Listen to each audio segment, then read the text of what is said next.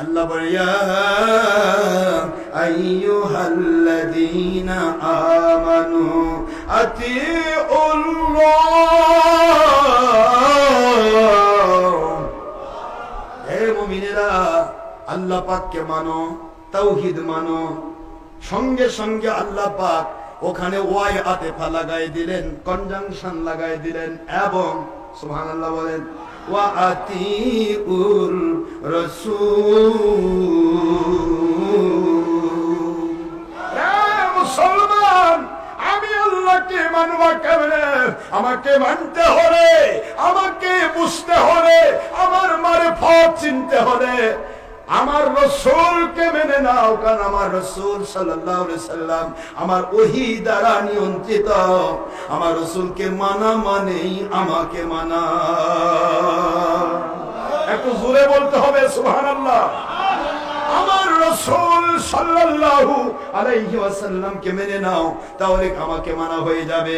একটাই আয়াত সূরাতুন নিসা 59 নম্বর আয়াত, একটাই সূরা নিসা, একটাই পারা 5 নম্বর পারা। মদিনায় অবতীর্ণ আইন হলো 3টা এক আয়াতে। আতিউল্লাহ, আল্লাহকে মানো, ওয়া আতিউর রাসূল, রাসূল সাল্লাল্লাহু আলাইহি ওয়াসাল্লামকে মানো, ওয়া উলিল আমরি মিনকুম। কিয়ামত পর্যন্ত আমি আল্লাহ পাক রাসূল রাখবো না। রাসূল সাল্লাল্লাহু আলাইহি ওয়াসাল্লাম হায়াতুন নবী হিসেবে আমার দিদারে যখন মশগুল হয়ে যাবেন, তখন তোমরা কাকে মানবে, কাকে মানবে, কাকে মানবে?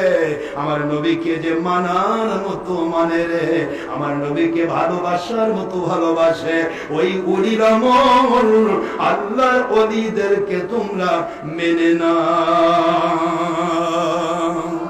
বেলায়েতের ওলিকে মেনে নাও, আতিউল্লাহ তাওহীদ মেনে নাও, ওয়া আতিউর রাসূল রিসালাতের রাসূল মেনে নাও, ওয়া উলিল আমরি মিনকুম বেলায়েতের ওলি আউলিয়া মেনে নাও।